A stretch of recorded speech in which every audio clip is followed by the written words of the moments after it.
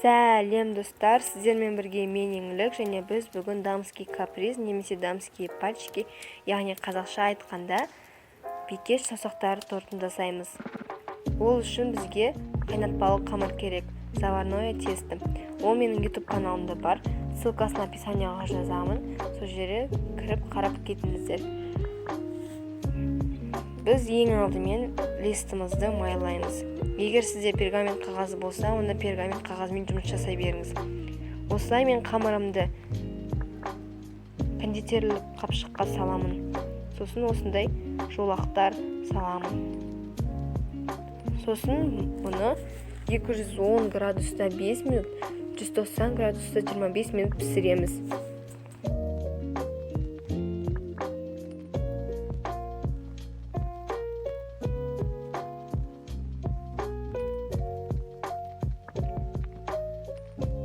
Бізде осылай сарғайып пісуі керек. Оны бөлек жерге қойып қоямыз. Енді біз кремін жасаймыз. Ол үшін бізге 400 грамм қаймақ керек. Менде қаймақтың майлылығы 20%. Сізде де 20% болса күшті болады. Енді осының 400 граммын аламыз. Мен оны электронды весамен өлшеп аламын.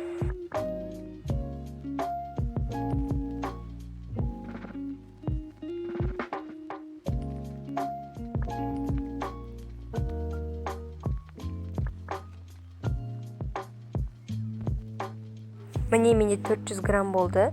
Енді оған қант ұнтағын қосамын.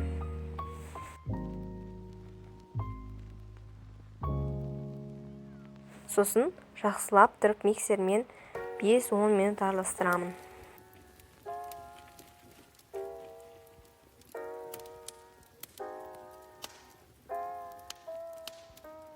Мен кремім дайын. Мен осындай 4 ыдысқа жинаймын.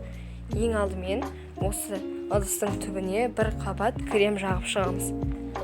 Сосын жаңағы дамский пальчики печеньяларын кремге батырып жинай береміз.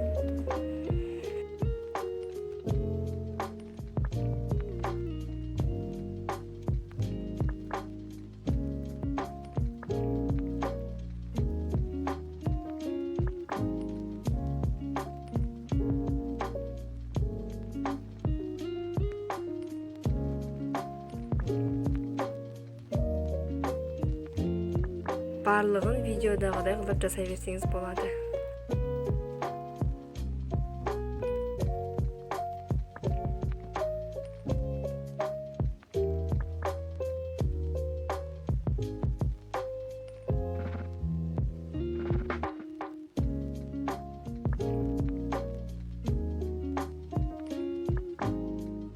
Тортты жинап болғаннан кейін холодильникке 1-2 сағатқа қойып қоямыз.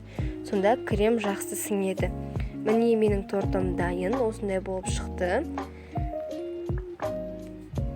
Егер осы видео ұнаса, лайк басып, маған міндетті түрде тіркеліңіздер. Егер осындай пайдалы рецепттер көргіңіз келсе, міндетті түрде лайк басып, маған тіркеліп қойыңыздар. Сіздермен бірге болған мен Еңлік. Назарларыңызға рахмет. Сау болыңыздар.